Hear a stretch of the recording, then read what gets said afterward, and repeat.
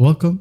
In this video, I'll show you how to share others a TikTok video on your TikTok account. All right, as you can see here, I have my profile opened, and these videos right here, as you can see, is from other people.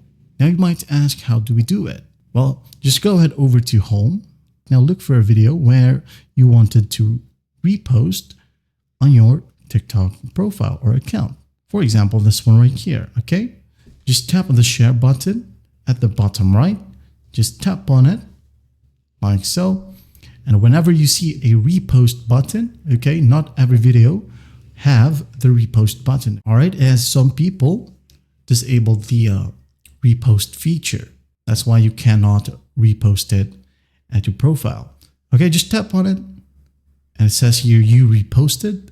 Now go back to your profile, and in here, as you can see, just go ahead over to this icon. All right, this is your own videos. This is the reposted videos.